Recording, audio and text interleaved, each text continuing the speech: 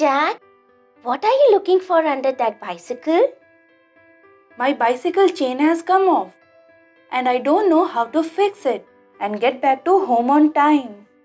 Oh dear, that really looks like a problem. Yes, I think I need to call my dad to come and pick me up in his car. So you saw that Jack had many options if he wanted to reach his home. Just like that, if we want to go from one place to another, we also have all those options. For example, if you want to go to another city, you often choose a bus or a train. On the other hand, if you want to go to another country, then you choose a ship or a flight. Now, what do you think is that one thing which is common in all the land-based transports that we have? Yes, you are right, it's the wheel.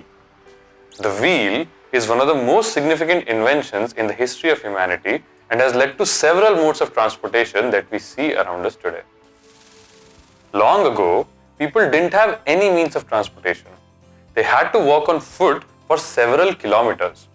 If they had to carry any loads with them, they used animals like donkeys. Life was pretty hard back then. But in such a situation, how did humans get this bizarre idea that something round can roll over and carry objects forward? Well, our ancestors observed rocks or logs of wood rolling down the hill and got the idea that a piece of log or rock moves forward by turning. Then they cut round pieces of wood and made it into a wheel. Later, they realized that if they fixed this wheel under a wooden plank, it would be easy to carry a heavy load on it. And like that, the first handcart was born. Years passed by after that, and humans came into 18th century. An engineer named James Watt built the first commercial steam engine. As the days passed by, the steam engine became more and more powerful and it could pull many carriages together. And thus, the modern train was born. Eventually, automobiles like cars, buses and motorbikes came into picture. The wheels kept on rolling faster and faster and the time taken to travel from one place to another kept getting smaller and smaller. Now, while the wheels kept on rolling on the land, what about water? Our ancestors observed the logs of wood floating on water. It gave them the idea that they can go by the river on floating logs.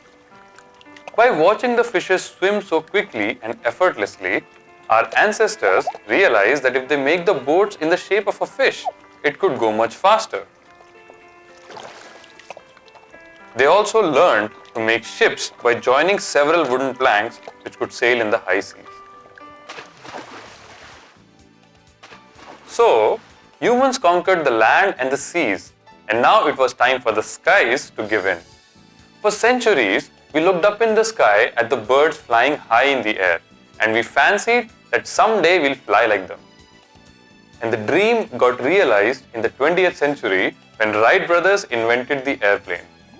After that, several technological developments have taken place, and we humans have gone out to the moon in a rocket. Even birds can't do that.